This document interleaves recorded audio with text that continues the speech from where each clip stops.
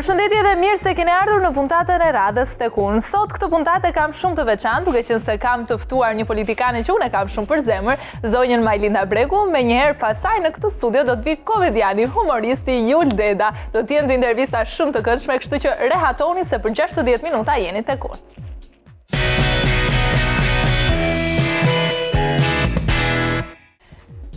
Sa e lumtur mund të jem unë që sot në studio ka Majlinda Bregun. Nuk e di po pse do të jetë e lumtur. Jam shumë e lumtur se jenë ndër politikanet e mia të preferuara, kështu që kjo akoma më mirë. Faleminderit shumë që pranove ftesën të ishe sot pjesë e emisionit tek unë. Edhe di që sigurisht duke parë një çike edhe aktualitetin politik, dita jote ka përshtypjen duhet të jetë shumë e ngarkuar, megjithatë Jo aq sa unë do doja të ishte në fakt. Ose të paktën jo me ritmin që unë do doja të kishte në këtë kohë. Sepse nuk ka atë e cila normalisht në një periudhë tjetër normale, tani do të kishte qenë mbi zot ruse që është adrenalina e fushatës zgjedhore. Megjithatë unë dua ta prekim pak këtë çështjen e protestës, pa devijuar nga linja e emisionit, po dua absolutisht të pyes se si ti e sheh çadrën e lirisë, që është konsideruar e tillë. Unë e shoh si grumbullimin e demokratëve sot për të diskutuar dhe për të dhënë udhë një kauze siç është ajo e zgjedhjeve të lira dhe të ndershme. Por nga ana tjetër nuk e shoh si pikën fundore të një aksioni të rëndësishëm opozitar i cili sigurisht duhet kulmojë me zhvillimin e zgjedhjeve parlamentare në Shqipëri. Ke qenë pro që në fillim ndaj kësaj proteste mënyrës se si u organizua? Jam pro, madje do të kishte qenë shumë më mirë që protestat kishin filluar kohë më parë. Dhe të mos përkonin dhe me ngjarje tjera të cilat i jepnin mundësi qeverisë, të opozitës dhe majorancës së sotme që të manipulonte çështjet dhe të përplaseshin me njëra tjetrën. Ne kam fjalën pra të mos qëllonte në të njëjtën kohë, për shembull, kur do duhet ngrihej Komisioni i Përbashkët Parlamentar për vetingun e gjyqtarëve dhe prokurorëve, që i kthehet në një kosto të pamerituar Partisë Demokratike, mjaftueshëm edhe sikur të marrim konsiderat vetëm përgojimin e përditshëm që i bën kësaj kauze qeveria e sotme. Për protesta do kisha dashur të kishin filluar kohë edhe muaj më parë, edhe për të rritur në mënyrë graduale temperaturën e një lëvizje të fuqishme opozitare. Jam sigurisht po aq e dëshiruar që në opozitë përdoren të gjitha format të cilat janë forma që nuk përjashtojnë njëra tjetrën në një aksion politik. Sigurisht protesta, por po aq edhe pjesëmarrja në institucione dhe po aq përgatitja për zgjedhje. E vizitoni shpesh çadrën? Në fakt e vizitoni nuk është tamam veprimi i dur ose ai që më shoqëron mua dhe kolegët, por po aq është e vërtetë se në grumbullimin e qytetarëve dhe ndjekësve të Partisë Demokratike aty, ne jemi më shumë në dorë të dytë se sa jemi në vit të parë. Pra, jemi si thuaç shoqëruesit e atij veprimi që ndodh në çadër dhe base nuk e di, nuk do të më pëlqente termi e vizitoni, sepse nuk shkojmë për të bërë vizitë, nuk shkojmë as për qok, por për të diskutuar, për të ndenjur dhe mbase në këtë mungesë, po them, të përfshirjes në fushatë elektorale, është mirë kontakti i përditshëm me qytetarët, edhe sigurisht me mbështetësit e Partisë Demokratike. Por, siç të thash pak më parë, jam e bindur që duhet të ketë një zhvillim tjetër, më me hovë. Po në fakt çfarë do të ndodhë më pas? Do të shohim. Mund ta përcaktojmë absolutisht. Sigurisht që do të shohim. Çdo ditë është një ditë e re. Por e rëndësishme është që një gjë tjetër e qartë, ne nuk besoj se shqiptarët e kanë shumë zhvilluar këtë ndjenjën e protestës civile, të kundërshtimit, të kritikës. Madje më duket se një nga të këqijat më të mëdha të kohës tonë në këtyre viteve është një lloj përshtatje dhe desensibilizimi që ne kemi me të keqen. Kur e pranojmë si një gjë normale, nuk e çfarë ti bësh, ato shprehjet e famshme të përditshmes që e shtym kur dikush pyet si kalon, ose po mirë çfarë të bëjmë, ato që i dëgjoj shpesh edhe nga të rinjt, nuk më pëlqen si fjalë, po e përdor për ilustrim kur thon në rregull, varja, të shkoj si të shkoj. Pra kjo mungesa e optimizmit ose kjo pjesa e indiferencës totale, më duket që është bërë tipar dominant në shoqërinë tonë dhe për cilën do dhe çfarë do lloj të jetë një lëvizje opozitare, jo vetëm nga partia e opozitës, partia më e madhe e opozitës, por dhe nga qytetarë dhe nga shoqëria civile që e ka aksionin civil të kritikës ndaj institucioneve shumë pak të zhvilluar, themi drejtën në Shqipëri.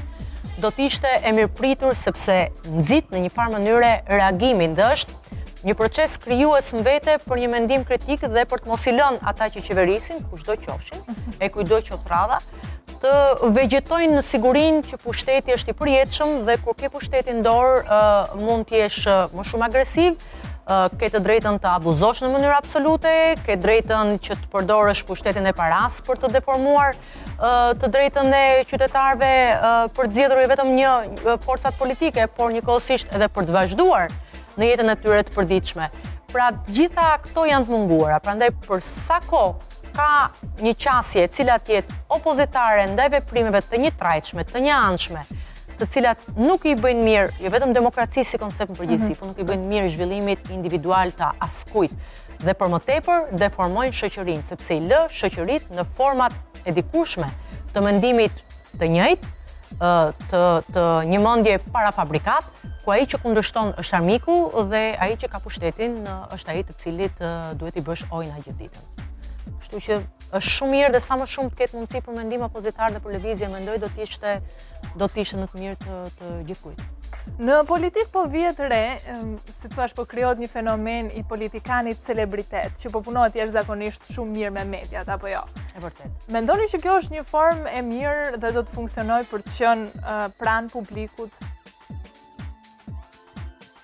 Nuk kam që të mendoj sot, kur më duket se po bëhet tipar dominant në të gjitha shoqëritë. Gati është një trend i ri botror. Aq sa më shumë se sa ai termi skolastik i shkollës politike demokraci, sot në punë po hyn mediakracia. Pra, çfarëdo që të bësh duhet të jesh i dukshëm. Çfarëdo takimi të zhvillosh duhet ta postosh në Facebook, duhet të jesh aktiv me foto në Instagram, duhet të jesh sa duke i ruajtur vetes një dozë të një lehtësie apo vaniteti që njerëzit që nuk duan të mendojnë dhe nuk janë të përgjegjshëm mjafton të shohin foton dhe të bëjnë klik, por nga ana tjetër duhet gjesh dhe balancën për të prezantuar atë detyrë publike që ke marrë përsipër, që në fundit ka një veshje zyrtare dhe institucionale. Pra, unë nuk mund të mendoj për një gjë që sot më është bërë fakt, përveç se të vëzhgoj se sa ndryshe është nga mënyra se si bëhej politika deri para disa viteve. Do të kisha dashur që të kishte më shumë kualitet në diskutimet tona politike. Do të kisha dashur që të kishte më pak mundësi për t'i marrë gjërat lehtësisht dhe në cektinë dhe të kishim mundësi që të mos flitej vetëm me klishe apo vetëm me tituj apo vetëm me mendime fikse, stereotipe. Por për ta bërë këtë, nuk duhet të jesh gjithkohën me dëshirën dhe vëmendjen vetëm që në momentin që je duke shkruar apo duke folur, të kesh mendjen se sa vetat kanë klikuar në Facebook sepse je live. Më thënë, ka një miks të çuditshëm të ndjesive dhe të emocioneve. Dhe fakt është çuditshme se pak njerëz mendojnë se politika është një fushë ku ka emocione. Politika është fusha ku përzihen emocionet vetëm se politikanët e drujt ose ata që duan të shfaqen kështu ta mbajnë veten me të madh, domethënë, sikur të kanë fatet në dorë në çdo moment. Ose të kanë shpirtin dorë, siç thënë më ndryshe në jetën e përditshme, nuk e ndajnë dot e kanë me bezi dhe duan të shfaqen më shumë, nganjëherë marrin veten më shumë seriozisht se sa meritojnë fakt që të merren seriozisht. Dhe kjo e bën edhe politikën duket sikur është e ftohtë, sikur janë njerëzit që arrin të menaxhojnë në mënyrë perfekte emocionet, sikur dalin të bëjnë një fjalim dhe nuk ju dridhen këmbët ose nuk janë siklet për shembull, ose kur kanë përpara në një njerëz që e din që do t'ju kthej batutën ose do t'i bëj kundërshtarin më të fortë, nuk e kanë siklet as këtë pjesën. Jo, është situata, është fusha, është profesioni ku emocionet ndërturen me njëri tjetrin. Vërtet. Ku frika, ku krenaria, ku dëshira për të frymëzuar, ku karizma, ku dobësia nëse ke bërë gjën e duhur, mbijetojnë të gjitha bashkë. Por ku në mënyrë dominuese, sidomos për ne, mungon frymësia. Që për mua është i pari më negativ, jo vetëm i politikanëve celebritete, por është i pari negativ kryesisht dominant i politikës shqiptare. mangësia për të qenë i përunjur dhe për të kuptuar se nëse nuk hyn dot në lëkurën atij tjetrit që të ka votuar, që nuk të ka votuar, që e ke mik, që e ke kundërshtar, që e ke bashkëpunëtar, që e ke ndihmës, nëse nuk hyn dot në lëkurën atij tjetrit, e ke të pamundur të bësh politik. Politik nuk bëhet pa emocione, nuk bëhet pa empati. Ndryshe je duke bërë shfaqjen tënde dhe vetëm duke mbuluar frikrat e tua, por nuk je duke zgjedhur duke I dhënë diçka njerëzve. Dhe atë funksion për cilin ekziston edhe. Dhe që në fundit nuk je politikan, por je një administrator, je një nënpunës civil, je një specialist që një ditë mund të jesh tu dha shansi për të qenë kryeministër ose ministër. Nëse nuk ke pasion dhe nuk e bën politikën me emocione, rrezikon të ngelesh një burokrat I thjeshtë. Dhe në fakt ju emocionet I keni dhe jeni një nga politikanët cilat jeni dhe shumë të ndjeshme ndaj çështjeve sociale, ndaj qenieve që ndoshta janë pak më vulnerabël. Dua të kujtoj këtu, meqense po dha rasti, rastin e fundit të Lilianës, gruas nga Fieri e cila u vra nga bashkëshorti I saj dhe me sa di unë ju keni marrë edhe në dorë si thua drejtësinë për fëmijët e saj. Pra jeni marrë personalisht me drejtësinë. Nuk ishte I vetmi rasti I gruas fatkeqe nga Fieri, ishte njëri fatkeqësisht në disa raste të cilat media I ka raportuar gjatë gjithë këtyre viteve. Për mua, sigurisht nuk ishte as rasti I parë dhe fatkeqësisht nuk do të jetë as rasti I fundit, sepse do të ishte e mrekullueshme që ne të mendonim sot se nuk do të ketë raste të dhunës në familje në Shqipëri apo krime makabre të këtij lloji. Nuk e di nëse kjo është pjesë jo e backgroundit profesional, se nuk besoj se të ndjeshëm apo jo për çështje të caktuara të bën CV apo të bën shkolla. Por sigurisht që edhe vëzhgimi dhe të kuptuarit më shumë të këtyre problemeve ndihmon për të qenë edhe më I ndjeshëm dhe për të ndjekur më nga afër. Por ajo që dhe për cilën jam e sigurt që nuk do të rresh asnjë ditë, është se për çdo grua që ka një zë dhe ka një mundësi të ngrej zërin, do të ishte e pafalshme, mos fliste dhe të mos reagonte. Për gjithë ato tjerat që nuk kanë zë. Që nuk kanë zë në të përditshmën e tyre në rastet e dhunës. Por akoma më keq në rastin kur zëri I tyre ndëpritet, nga raste fatkeqësie siç ishte dhe vdekje të dhunshme siç ishte ai I Lilianës në Fier, e cila ka lënë pas 2 fëmijë të mindur, 7 edhe 3 vjeç. Në ditën që unë kam qenë në Fier tek daja I fëmijëve, I cili tani mori edhe kujdestarinë e fëmijëve, vajza mbushte 3 vjeç dhe ishte vetëm pak ditë para vitit. Dhe unë nuk besoj se ka qenë njerëzore vetëm kur je grua dhe kur je nën vetë që të mos preket dhe të mos ndjehet jo vetëm keq, por gati sikur nuk e meriton as këtë falenderimin që të bëjnë njerëzit edhe daja, edhe të tjerët në familje, që të falenderojnë që po I interesohesh për një rast të duket, domethënë jo vetëm që nuk e meriton, por të duket vetja sikur je bashkëfajtor në një krim të cilin nuk ka arritur ta ndalësh dot. Edhe pse mund të mos jesh tërësisht personalisht I përfshirë, po mënyra se si ne reagojmë ndaj dhunës, ndaj krimit, ndaj fyrjes, ndaj bulizmit, është tërësisht primitive. Dhe duke qenë primitive edhe duke qenë vetëm për të qenë rregull me letrat edhe me fasadën e përgjithshme, rrezikon që të bëhet gjithmonë edhe më shumë e pazgjidhshme. Kjo situatë mund të ishte një rast tipik për të kuptuar se sa keq funksionojnë gjërat kur nuk ka jo vetëm respektim në parim të ligjeve që ne miratojmë, por nuk ka ndjeshmëri për të kuptuar se interesi kryesor është interesi I fëmijëve, se interesi se kur mbron një grua dhe e largon nga dhuna, dhe I krijon një mundësi për të punësuar apo I jep një stre, nuk e larguar vetëm një grua, ke shpëtuar 3-4 jetë tjera se janë të fëmijët e saj më pas. I ke dhënë mundësinë të mos jetojnë në një gjë të përjetshme familjarëve të tjerë, pra rrjetit familjar të gruas që nuk jeton. Por ka të bëjmë atë që thash pak më parë, duke rendur për të qenë sa më shumë materialist, duke u marrë me gjërat tona individuale të përditshme, dhe kjo s'ka të bëjë vetëm me politikën, ka të bëjë me mënyrën se si shoqëria jonë është mësuar të reagojë ndaj fatkeqësisë. Kjo është shkëputja e këtyre e lidhjeve me njëri tjetrin. Kjo pjesa ku çdo kush mbyllet në një pallat në derën e tij të mbyll derën. Janë për individualisht. Kur ka frikë që të reagojë dhe të marrë dhe policinë në telefon, sepse mund t'i ndodh që t'i ngrihet ai kriminali tjetër dhe t'i thotë po ti çpunke. Gjitha pak këto pastaj bëhen bashkë dhe ti je në një presion të vazhdueshëm për dëgjuar ngjarje dhe krime që ndodhin fatkeqësisht çdo ditë. çfarë më bën përshtypje tek ty, tek figura jote, është që je një politikane që di ta ngrish zërin, di debatosh, di të kërkosh ndryshime kur të tilla të kërkohen, por pa bërtitur. Dhe kjo është një e mirë shumë e madhe në ditët e sotme kur shohim se çfarë lloj politike ndonjëherë bëhet në parlament, ku ngrihet zëri, ku kalon në ofendime. Si ja del dot? Unë nuk di të flas me zëtullet. Do të thënë, zakonisht e kam tonin pak më të lartë se sa të tjerët. Edhe kam një fat mirë që mbase vjen nga kjo pjesa e ushtrimit kur isha në televizion e tjera, që ditë punoj me diafragmën mirë. E di edhe tekstin logjik, e kuptoj dhe rëndësinë e të mos bërtiturës dhe dhënjes pesh një fjale, se sa qerrjes. Kështu që për të ngritur zërin edhe e ngrem base, po këtë qerrjen nuk e bëj dot. Madje ndonjëherë kur kthehem vite pas në kohë dhe gjej ndonjë video ose ndonjë gjë ku tensioni mund të ketë qenë shumë i lartë për çështje të caktuara, ku ka qenë shumë e lodhur, ngjarjet mund të kenë qenë sigurisht më problematike.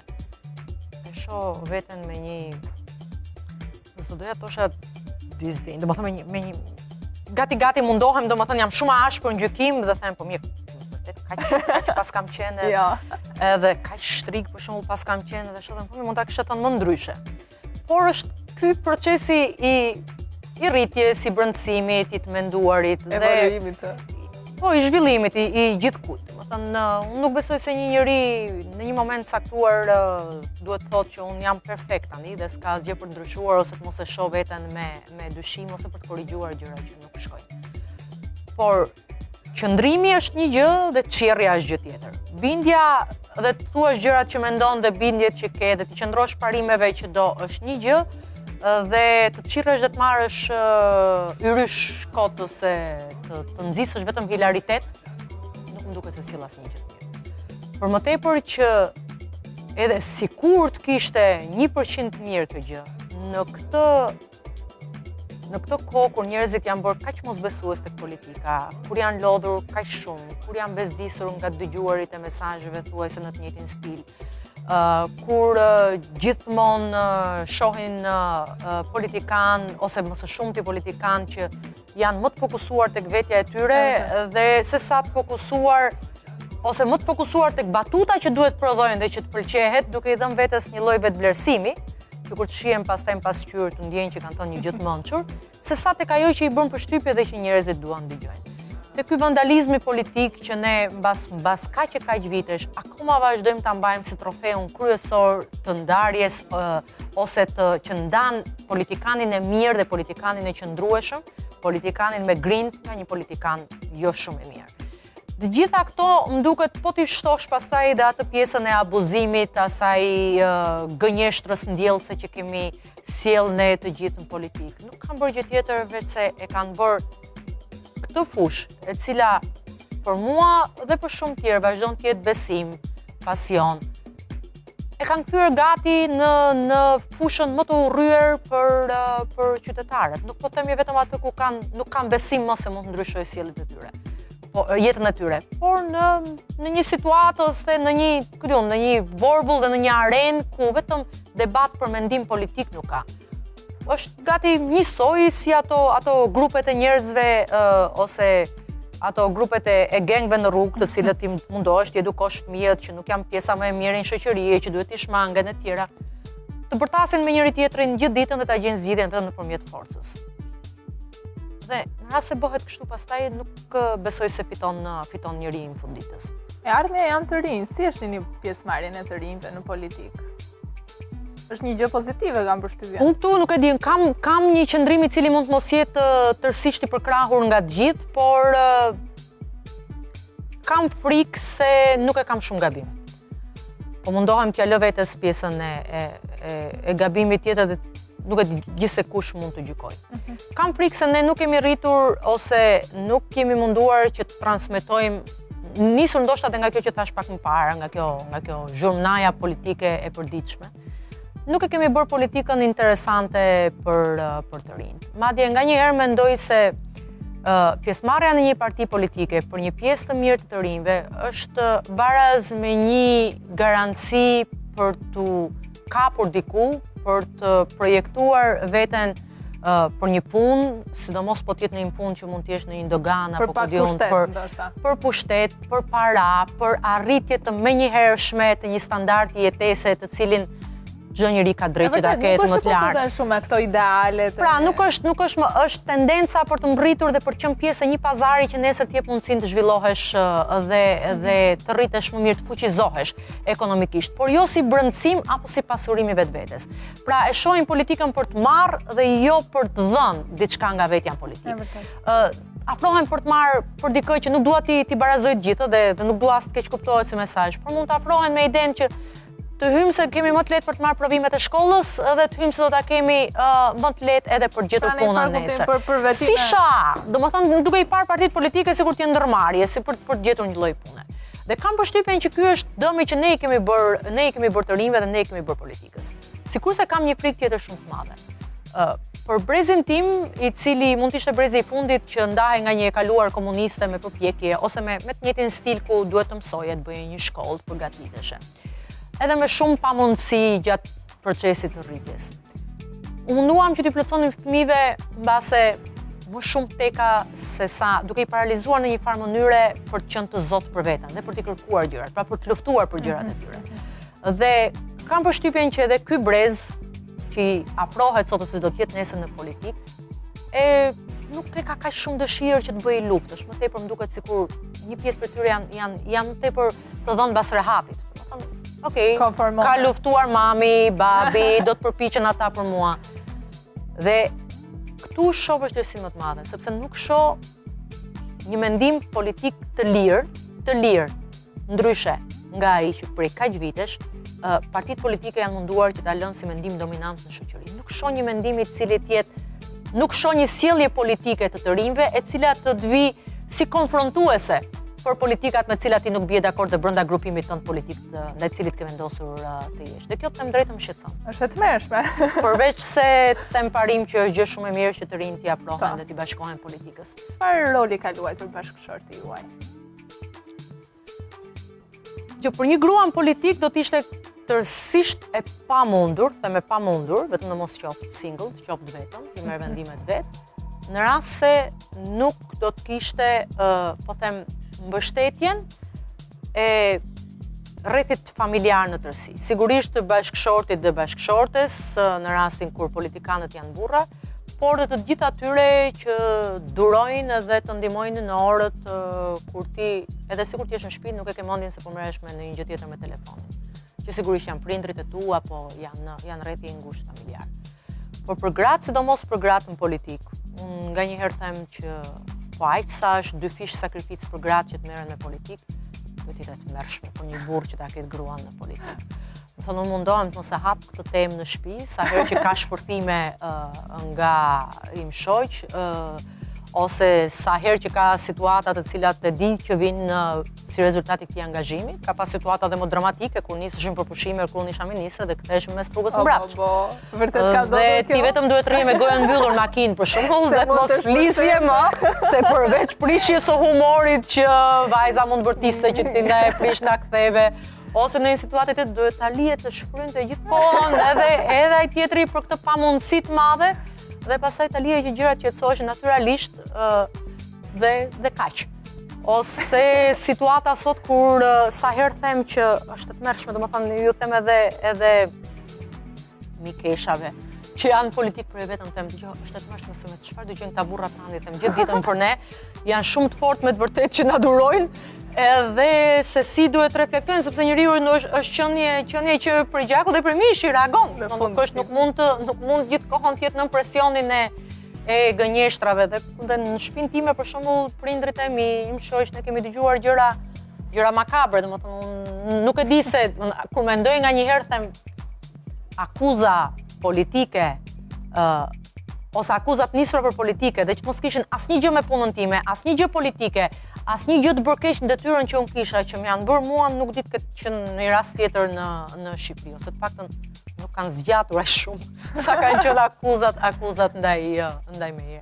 Pa do thotë kjo që brenda shtëpisë së Majlin Habregut nuk është që diskutohen këto temat politike, çështjet midis jush apo janë non-stop gjithë ditën. bo. Diskutohen non-stop gjithë ditën. Sidomos tani gjatë gjithë këtyre viteve që kemi dhe më shumë kohë, ose unë kam më shumë kohë për të ndenjur në shtëpi, të cilën e preferoj masivisht. Në rast se nuk kam një punë për të bërë që më mban jashtë shtëpisë, dhe në rast se nuk kam një detyrim apo në një takim që zakonisht janë kafet apo gjëra të tjera, jam në kohën dërmuese në shtëpi. Dua t'i shmangem kësaj pjesës së influencave të thashethemit të përditshëm. Kështu që domosdoshmërisht vetëm për atë që më duhet jam jashtë shtëpisë dhe pastaj jam në shtëpi. Dhe kur jam në shtëpi, sigurisht që pastaj diskutimet janë më të gjata. Ke dhe më shumë kohë të bësh debat, që dje për shembull kur isha më e ngarkuar ishte koha më e shkurtër. Ke dhe më shumë kohë që ti analizosh, ti kthesh gjërat, por është temë dominante. Tani me fatkeqësinë edhe të celularëve në dorë. Më keq akoma. Për sa vetash është e përbërë familja jote? Në fakt neve pak a shumë e njohim edhe nëpërmjet rrjeteve sociale, po unë doja që vetë juve të na tregoni. Ne jemi 4 në të përditshmën tonë. Dhe në periudha pushimesh jemi 24, 34, kemi shoqet e gocës, mbesat e mia, prindrit e mi, kushurinë të tjerë. Domethënë varet, ne lëvizim si nuk lëvizim me një makinë dot, po të jemi për pushime ose këto duhet jemi një kamion i madh. Për të qenë shumë, në rrëmuj dhe shumë pastaj. Vargu ja të buzave. Vajza ka qef të merret me politikë duke qenë se ajo tani më po mbushtet 18 vjeç. Harroje do të thosh ajo po t'ishte këtu. Ashtu ë? Por them që është shpejt për të thënë, ja pranoj sepse e kuptoj që tani thot atë që ndjem, por nuk di se çfarë do të ndodhi nesër. Por sot për sot thot harroje. Me sa duket e ka ndjerë më shumë se sa duhet pjesën e angazhimit tim politik.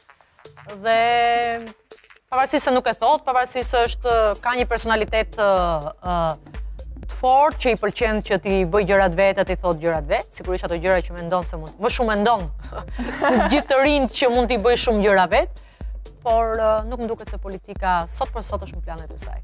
Po djali jep në një mendim në lidhje me mamin politikan. Djali është e kajpedi për momentin. Nuk e kupton shumë. Është e kajpedi, nuk ka tifozlik të këtij lloji. Po çfarë roli ke patur? Ke qenë polici mirë, polici keq, bashkëshorti jot, çfarë roli keni patur në rritjen e fëmijëve? Nuk e di, nuk më duket se kam qenë polic dhe as besoj se duhet jetë prindi polic me fëmijët, por nuk jam as ajo luja që i mban fëmijët ngjitur mbas vetes gjithë kohën që të mos ketë mundësi të marrin frym vete. Sigurisht që ka patur faza dhe kur vajza ishte edhe më e vogël akoma që gjërat ishte më e ngjitur, si çdo fëmijë. Duke u rritur fillon edhe krijon normal distancën dhe personalitetin e saj. Por këtë e kompenson djali tani që është më i vogël, duke qenë se ka një diferencë, paktën është ai diçka më i ngjitur. Por dhe ai, them të vërtetën, nuk është shumë do të lëvizit, hiki, dali, e ndron shtëpinë her mbas here, i teket atij shkëtri një natë tek gjyqja, një natë tek ajo gruaja që e mban. Domethënë ai është shumë i pavarur në zgjedhjet e veta. Por pra për shembull me vajzën e shoh që me mua flet më shumë, por butësinë më të madhe që unë bëj habi për shembull e ka i ati ose ku mundohet ose i hikën problemeve, nuk do të ballafaqohet, e ka pikë dobët dhe nuk do që t'ja prishë dhe të ballafaqohet. Ndoshta edhe kjo ndarja tradicionale, vajza është e babit, çuni është i mamit. Se di, nuk e di, nuk më duket se në shtëpi në fakt tek unë kam funksionuar kjo gjë, dhe sepse unë nuk e kam kuptuar këtë ndarje kur jam rritur vetë, se ne jemi 3 motra dhe unë nuk e kam kuptuar se çfarë do të thotë që të ndahesh nga pikpamja gjinore. Por me sa duket edhe mbase nga që im shoq nuk ka patur motor e ka shpirtin më dobët. për të mos u marrë me problemet, por për të marrë vetëm me gjërat pozitive dhe me ngjarjet pozitive në shtëpi. Dukeni në fakt një familje mrekullueshme dhe ashtu sikur se thash që në fillim të intervistës mbetesh absolutisht një nga politikanet e mia të preferuara. Falenderoj. Faleminderit shumë që ishe e pranishme në studion time. Faleminderit.